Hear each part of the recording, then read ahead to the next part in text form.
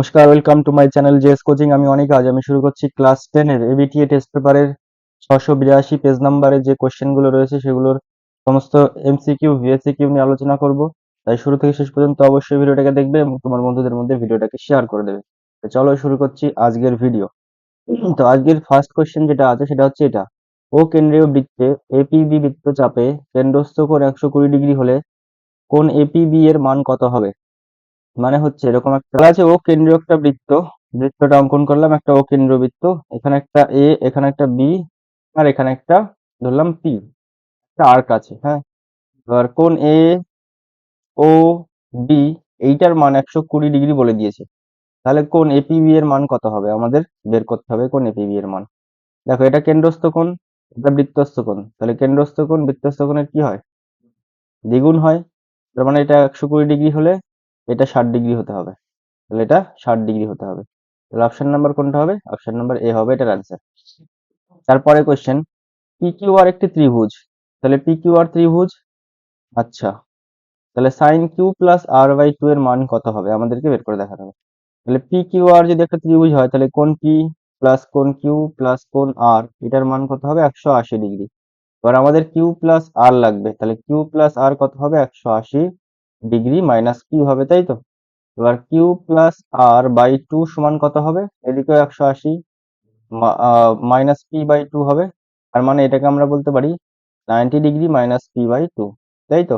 তাহলে সাইন, যেটা বলেছে sine two plus R by two, এটার মান কত হবে? দেখো সাইন সাইন 90 মাইনাস থিটা মানে হচ্ছে কস থিটা, মানে কস পি বাই টু হবে এটার অ্যান্সার। তাহলে অপশন নাম্বার কোনটা হবে? বি হবে এটার অ্যান্সার। তারপরে কোশ্চেনটা কি বলেছে, একটি ঘনকের পার্শ্বতলের ক্ষেত্রফল এত বর্গ সেমি, এত বর্গমিটার হলে ঘনকটির আয়তন কত হবে? আচ্ছা, ঘনকের পার্শ্বতলের ক্ষেত্রফলের সূত্র কি?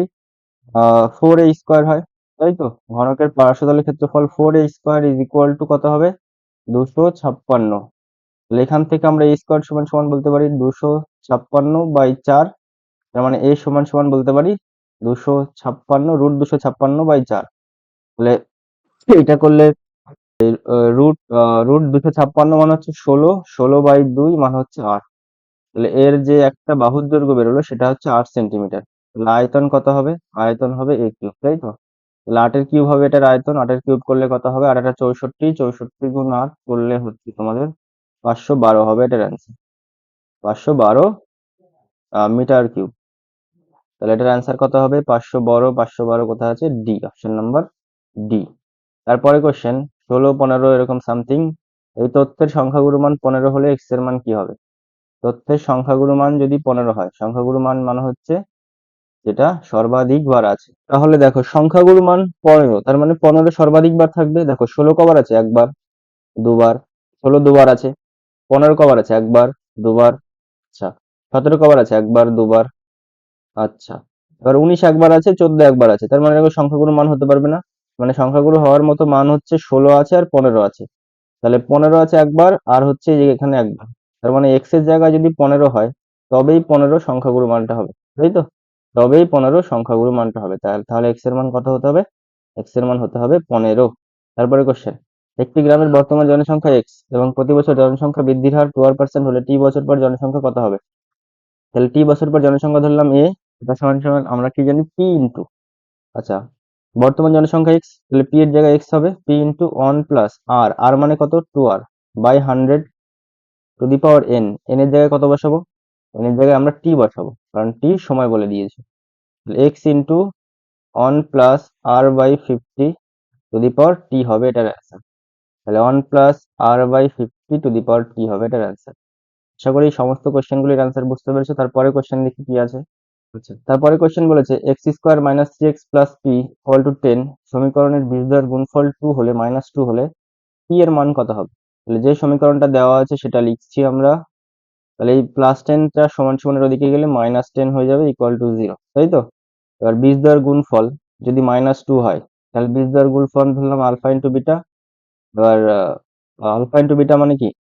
সি বাই এ হয়, মানে পি মাইনাস 10 এখানে সি, আর এ হচ্ছে 1, ইজ ইকুয়াল টু কত হবে? -2, কারণ বীজদ্বয়ের গুণফল -2 বলে দিয়েছে। তাহলে P minus 10 is equal two -2। তাহলে এখান থেকে আমরা পি সমান সমান কত পাবো, -2 + 10, ওদিকে গিয়ে +10 হয়ে যাবে, সমান সমান 8। তাহলে পি এর মান কত হবে, পি এর মান হবে +8, তাই তো? তাহলে পি এর মান হবে +8। শূন্য নম্বর সি। এবার শূন্যস্থান পূরণ। বৃত্তের কোনো জ্যায়ের লম্ব সমদ্বিখণ্ডক ওই বৃত্তের কেন্দ্রগামী হয়, কেন্দ্র দিয়ে যায়। কোনো জ্যায়ের লম্ব সমদ্বিখণ্ডক ওই বৃত্তের কেন্দ্র দিয়ে যায়। ধরে নাও এরকম একটা জ্যা আছে, এর যে লম্ব সমদ্বিখণ্ডক সেটাই বৃত্তের কেন্দ্র দিয়ে যাবে, বৃত্তের কেন্দ্র দিয়ে যাবে। তারপরে কোশ্চেন, ষষ্ঠিক পদ্ধতিতে 1 রেডিয়ান সমান কত হয়? 1 রেডিয়ান সমান 37 ডিগ্রি সামথিং হয়, এটা বই থেকে একটু দেখে নিও। 57 ডিগ্রি সামথিং হয়, 57 ডিগ্রি সামথিং হয়, এটা বই থেকে একবার দেখে নিও তোমরা। তারপরে একটি লম্ববৃত্তাকার চোঙের ব্যাস 3 সেন্টিমিটার, তাহলে চোঙের ব্যাস হচ্ছে 3 সেন্টিমিটার, মানে 3 সেন্টিমিটার, আর উচ্চতা হচ্ছে 4 সিসি বা সেন্টিমিটারই মনে হয় এটা।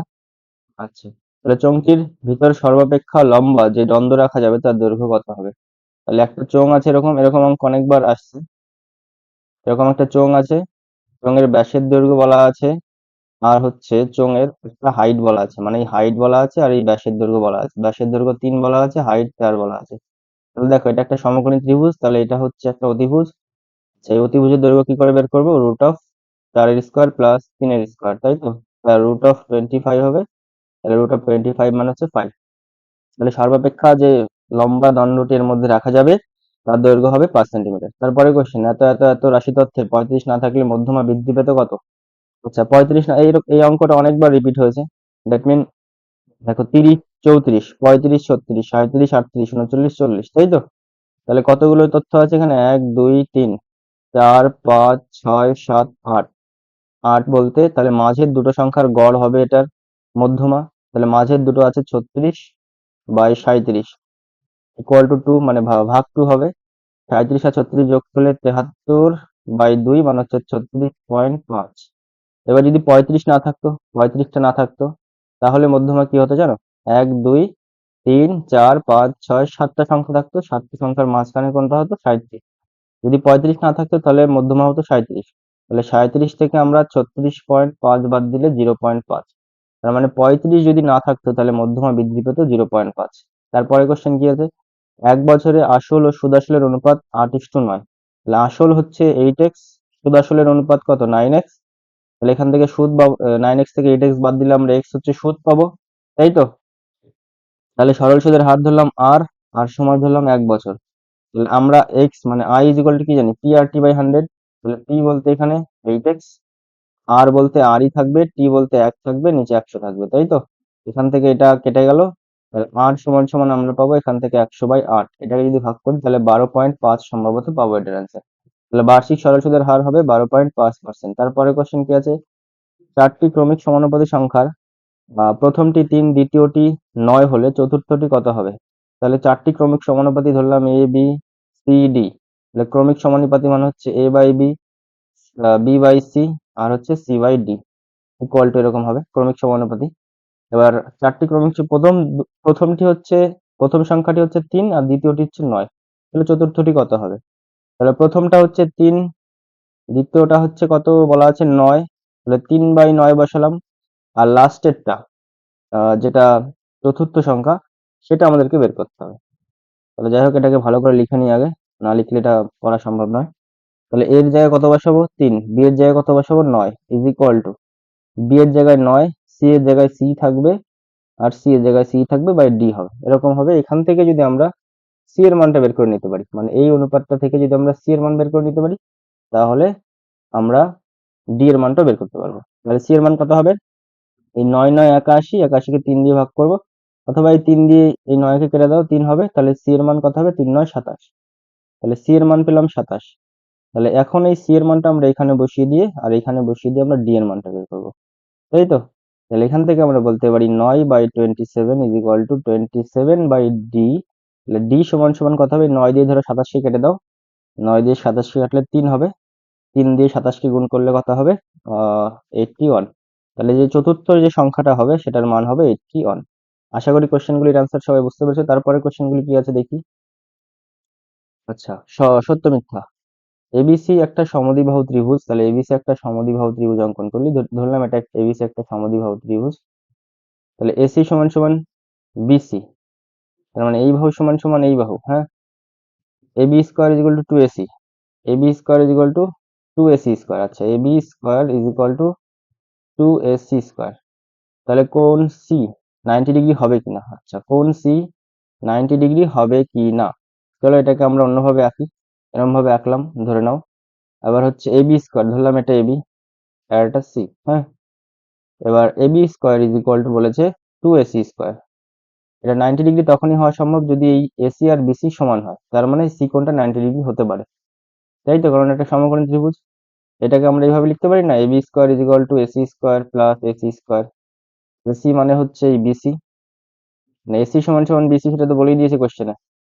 তার জন্য আমরা এসির জায়গায় বিসি স্কোয়ার বসাতে পারি, তাহলে AC square plus BC square. তাহলে এটা তো একটা সমকোণী ত্রিভুজেরই কন্ডিশন, কখন হয়, যখন এই কোণটা 90 ডিগ্রি হয়।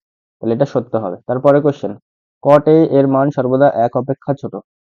দেখো কট এ এর মান কত হয়, 1 অপেক্ষা ছোট সর্বদা, মানে কি cos theta by sine theta হয়। এর মান কখনো কখনো 2ও হতে পারে বা তার থেকে বেশি হতে পারে। তার মানে এটা 1 অপেক্ষা ছোট হবে এটা বলা যায় না, এটা মিথ্যা হবে। এটা 1-এর বেশিও হতে পারে, সর্বদা যে 1 অপেক্ষা ছোট হবে এরকম নয়, এর থেকে বেশিও হতে পারে। তারপরে কোশ্চেন, একটি নিরেট গোলকের ব্যাসার্ধের দৈর্ঘ্য দ্বিগুণ করলে গোলকটির আয়তন দ্বিগুণ হবে। তাহলে আমরা জানি একটা নিরেট গোলকের ধরলাম ব্যাসার্ধ আর, ব্যাসার্ধ দ্বিগুণ করা মানে হচ্ছে 2r হবে। তাহলে এই অবস্থায় এর আয়তন কত হবে, 4/3 পাই আর কিউব, তাই তো, স্মল আর কিউব। আর এই অবস্থায় আয়তন কি হবে, 4/3 পাই 2r তার হোল কিউব, মানে হচ্ছে 4/3 পাই 8 আর কিউব। তার মানে আয়তন আগের আয়তনের 8 গুণ বেড়ে গেছে। তার মানে এটা দ্বিগুণ হবে না, 8 গুণ হবে, তাহলে এটা মিথ্যা। তারপর কোশ্চেন এইটা, তারপরে কোশ্চেনটা ভালো কোশ্চেন, ওই কোশ্চেনটা দেখো, খুব ইম্পর্টেন্ট কোশ্চেন। এটা সামেশন অফ সামথিং দেওয়া আছে, এটা মুছে নিতে আবার বলছি। বলা আছে সামেশন অফ 10 থেকে i এর মান 1 থেকে শুরু করে 10 অবধি 10 ইন্টু i, এটার মান 550 হবে কি না। আচ্ছা, এটা হচ্ছে i, এর জায়গায় আমরা 1 বসাবো একবার, তাহলে 10 যোগ 10 গুণ 2 প্লাস 2 বসালাম, 10 গুণ 3 প্লাস 10 গুণ 4 ডট ডট ডট, এরকম 10 গুণ 10 অবধি নেব, প্লাস থাকবে মাঝখানে। যদি এটাকে আমরা ক্যালকুলেশন করি তো 585 আসবে এটার অ্যান্সার। তাহলে আশা করি কোশ্চেনগুলির অ্যান্সার বুঝতে পেরেছো। তারপরে কোশ্চেনটা কি আছে, তাহলে এটা কি হবে, এটা সত্যই হবে। একটি ব্যবসায় রাম ও রহিমের মূলধনের অনুপাত 5:4। রামের মোট লাভ 80 টাকা হলে রহিম পায় 100 টাকা। না, যার মূলধন বেশি হবে তার লাভের পরিমাণও বেশি হবে। তার মানে যদি এখানে রাম 80 টাকা পায়, তাহলে রহিমের যেহেতু মূলধন কম, তাই রহিম রামের থেকেও কম পাওয়ার কথা, মানে 80 থেকেও কম পাওয়ার কথা, কিন্তু এখানে বলেছে 100 টাকা পায়, মানে 80 থেকে বেশি, তাহলে এটা হওয়া সম্ভব না, এটা মিথ্যা হবে। তারপরে কোশ্চেন কি বলেছে, x varies as y comma x varies as z হলে y plus z varies as x হবে। দেখি কি হয়। দেখো যেটা দেওয়া আছে, এক্স ভ্যারিজাস ওয়াই আর হচ্ছে এক্স ভ্যারিজাস জেড। তাহলে এখান থেকে আমরা যদি এই সবগুলোকে এদিকে যোগ করে দিই, তাহলে x plus x varies as y plus z. তার মানে ওয়াই প্লাস জেড, এখান থেকে আমরা বলতে পারি Y plus z varies as 2x হওয়ার কথা, কিন্তু এখানে 2x বলেনি, এটা এখানে অন্য কিছু বলেছে, শুধু x বলেছে, তাহলে এটা মিথ্যা হবে। আশা করি তোমরা সমস্ত কোশ্চেনগুলির অ্যান্সার বুঝতে পেরেছো। তাই ভিডিওটাকে ভালো লেগে থাকলে তোমার বন্ধুদের মধ্যে অবশ্যই ভিডিওটাকে শেয়ার করবে এবং চ্যানেলটাকে গ্রো হতে সাহায্য করবে। Thank you so much for watching my video. আজকের ভিডিও আমি এখানেই শেষ করছি।